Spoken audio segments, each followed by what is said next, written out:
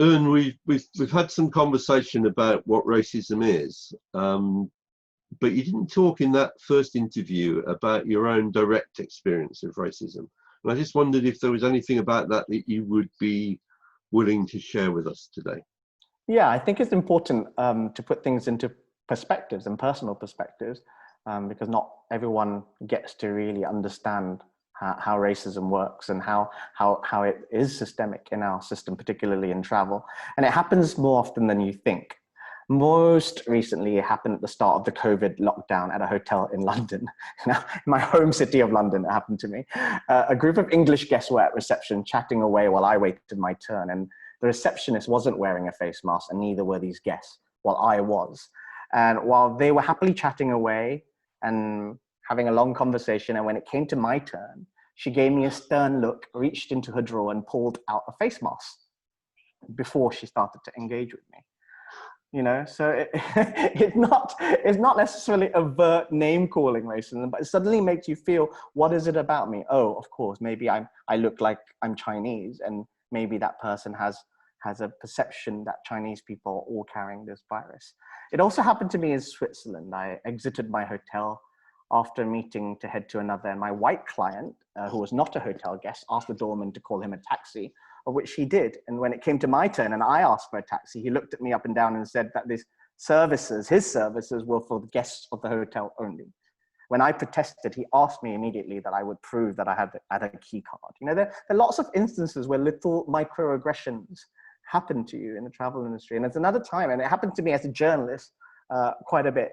There was a time when I was on a press trip with, press trip with a whole group of all white fellow journalists in Thailand, where I was told by the white GM on arrival at the hotel, he was coming out to greet the group, and he looked at me and he said, "Oh, you can take the van and park it in the staff parking out back."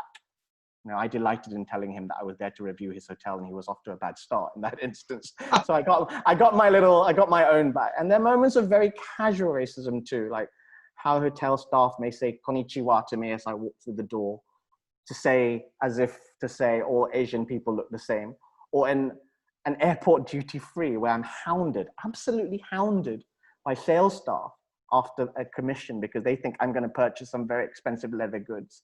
Or when I arrive at a hotel with my partner, who happens to be white, that they always think he's the journalist and not me.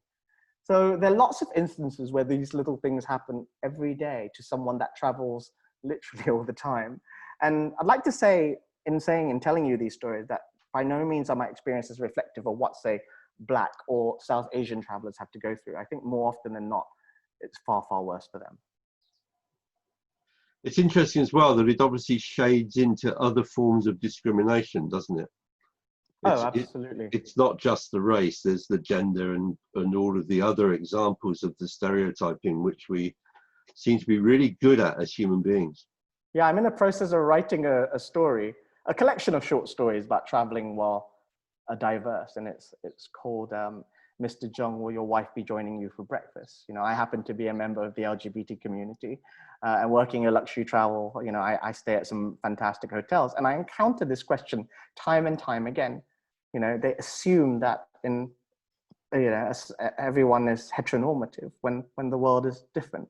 And I've had, stories of people asking children with same-sex parents where their mother is or where their father is when they haven't got one. Or, a female CEO, high-flying CEO, being asked where her husband is when she's at breakfast, when she's paid for the trip. So it does happen. It does happen a lot. And thanks for that, and thanks for revealing the personal dimension of the awfulness, really, of that kind of casual racism, which perhaps we're not sufficiently aware of. And thank you for helping me to allowing me to contextualize the issue. Thank you. I'm sure it'll help a lot of people to understand what the issue is. Thank you.